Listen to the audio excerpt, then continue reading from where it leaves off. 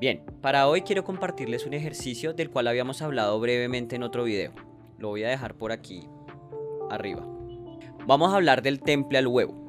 Esta técnica histórica que ya habíamos abordado alguna vez, en el cual el aglutinante es una yema de huevo combinada con pigmentos. Esta ha sido usada a lo largo del Alto Medioevo, el 480 específicamente, y el Bajo Renacimiento, que es el Quinquecento a principios, o 1500. Es una técnica que se usó para pintar retablos, iconostacios y los iconos bizantinos que en la historia del arte se reconocen de toda esa parte del Imperio Romano Bizantino, Imperio Romano Cristiano. Pero no, hoy no vamos a hablar como tal de la parte histórica de la técnica. No vamos a abordarla desde imágenes religiosas o algo así, para nada. Más bien queremos responder la pregunta: ¿hay pintores que usen esta técnica para abordarla desde el lenguaje contemporáneo? O por lo menos el lenguaje contemporáneo a ellos. Sí, resulta que sí. Les quiero hablar del que para mí es el mejor de todos los exponentes de pintura naturalista en esta técnica al temple, y para mí de la técnica en general al agua, porque también es acuarelista. Les estoy hablando de Andrew Wyatt. Hoy les traigo Andrew Wyatt y cómo hacer pintura al temple de huevo. Andrew Needle Wyatt nace el 12 de julio de 1917 y muere el 16 de enero del 2009, en su tierra natal Chatsford, Pensilvania. Fue un pintor realista y regionalista estadounidense. Es uno de los más conocidos del siglo XX. Comúnmente se le llama el pintor del pueblo, debido a su popularidad entre el público estadounidense. Fue hijo del ilustrador N.C. Wyatt, hermano del inventor Nathaniel Wyatt y del artista Henry Wyatt, y padre del artista Jamie Wyatt y Nicholas Wyatt. El tema principal de sus obras es la tierra y los habitantes de su ciudad natal, Chatsford, y de su casa de verano en Cushing, Maine. Una de las imágenes más famosas del arte estadounidense del siglo XX es su obra El mundo de Cristina, que actualmente se encuentra en la colección del Museo de Arte Moderno de Nueva York. Esta es una pintura al temple. ¿Pero por qué les menciono a esta artista? Principalmente por la afinidad del ejercicio que veremos hoy. Y aclaro, no es que estemos haciendo un estudio exhaustivo de su técnica o forma de creación, que es más bien un misterio, sino más bien hacemos una revisión ligera, casi a modo de inspiración, poniendo en práctica elementos puntuales. Andrew usa una forma tradicional de pintura al temple, de la manera en como lo hacían los maestros del Quattrocento italiano, con una pintura en capas a partir de entramados, hechos con pinceles muy largos y delgados. Sin embargo, también usa procedimientos de la pintura al agua, ya sea wash o acuarela, para hacer atmósferas, iniciando en muchas de sus pinturas con brochazos transparentes que posteriormente quedarán en el fondo. Es decir, que el underpainting, grisalla o primera capa de sus pinturas suele ser más suelta. En cuanto al color, a diferencia de cómo vamos a proceder en este ejercicio, Wyatt comienza de manera tradicional, haciendo una grisalla en un matiz cálido cercano al siena, para luego superponer capas de color, las cuales, a excepción de algunos paisajes al temple, no son demasiado saturadas. La clave de esta técnica está en sus materiales, empezando por el soporte o formato que se usa. Si bien a lo largo de la historia existen pinturas al temple hechas sobre tela imprimada, como es el caso de algunas pinturas de Pedro Berruguete, como Los dos Reyes Magos, la forma más provechosa y distintiva para trabajar la técnica es sobre un soporte llamado panel de gesso. Este es una mixtura de cola de conejo con carbonato de calcio y pegante de origen animal, como la goma blanca o colbón. Este se aplica en capas quedando semi-absorbente.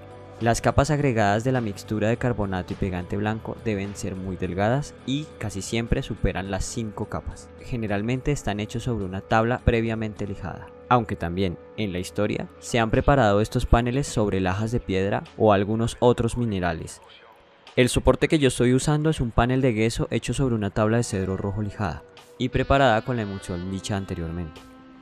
Esta es lijada con una lija 1000 sobre las capas puestas para dar un acabado uniforme a la mezcla luego de esta estar seca. Otro elemento importante son los pinceles a usar. Yo estoy usando pinceles de imitación de pelo de Marta a base de nylon, que son suaves, de lengua de gato de tamaños entre 8 y 10 para hacer una capa del fondo o underpainting, para que queden más amplias las pinceladas. Aunque esta, recordemos, no es la forma tradicional de pintura al temple. Aquí lo que son claves y sí hacen parte de la tradición de la pintura al temple son los pinceles delgados. Estos son los que permitirán hacer la superposición tonal y cromática a partir del entramado. Este se hará de acuerdo con el modelado del volumen de lo que estemos pintando y la calidad de lo que estemos haciendo, es decir, de texturas y superficies, siendo tramas finas y más compactas y uniformes en superficies como la piel y más gruesas y expresivas en ropa y otros elementos. Bien, pero ¿y qué hay de los pigmentos? En el temple, la manipulación directa de pigmentos es clave, pues aunque se consiguen tubos industriales de pinturas al temple ya preparadas por algunas marcas, la virtud y gracia de esta técnica está en preparar los colores a partir de la mezcla del pigmento con el aglutinante, que en este caso es la yema de huevo, es decir, fabricar nosotros mismos las témperas. Si quieren el proceso detallado, déjenmelo saber en comentarios y hacemos un video exclusivo de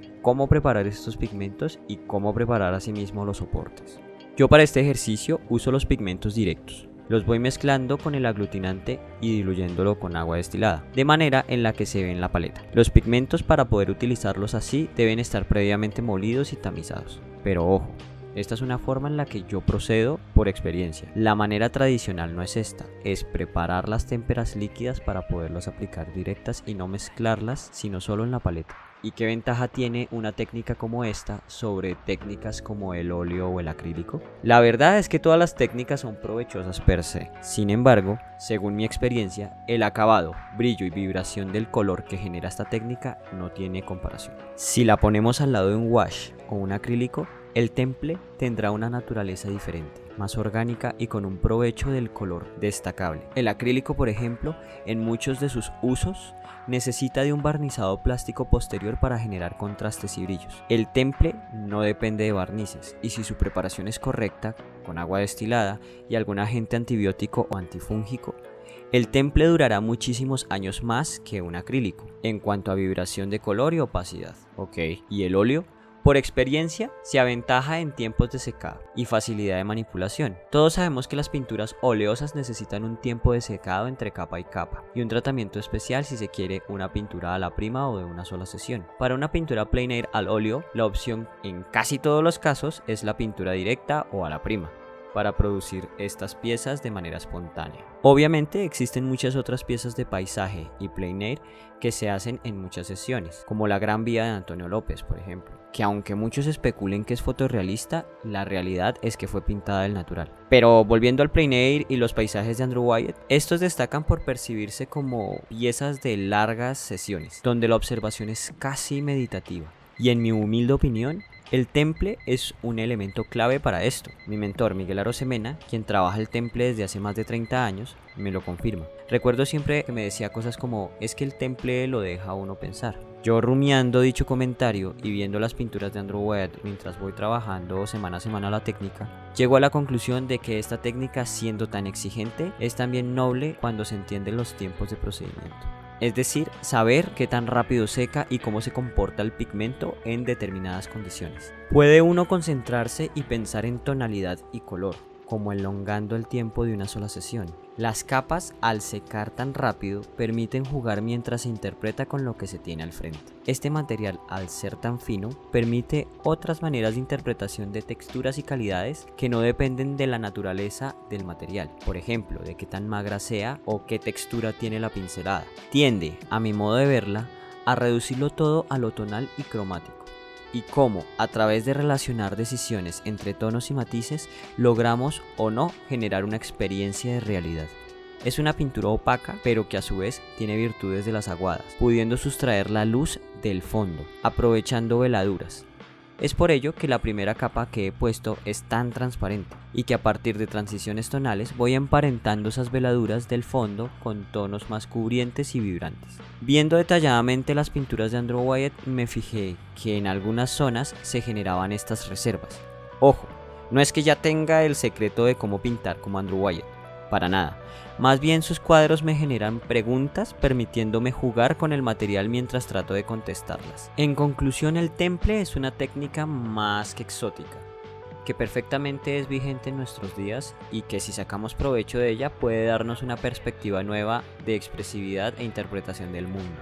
Recuerden las claves para empezar esta técnica. La primera, el soporte es clave. Si bien la técnica se puede hacer en cualquier soporte de madera o papel, lo mejor es que esté previamente preparado con una mezcla de carbonato de calcio y goma pegante o colbón.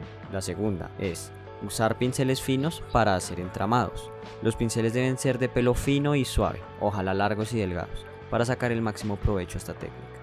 Y por último, la pincelada debe ser transparente. Procurar aplicar de forma muy diluida el pigmento sobre el soporte con el fin de sustraer la luz del mismo, empezando como una acuarela, ya sea con brochazos amplios o con una grisella de pinceladas finas como tradicionalmente se hace. Para terminar, recomiendo que te tomes todo el tiempo para aprender y experimentar y asimismo jugar con esta magnífica técnica. Puedes hacer pruebas sobre papel haciendo superposiciones de tonos y cambiando densidades antes de lanzarte a un soporte de panel de gesso.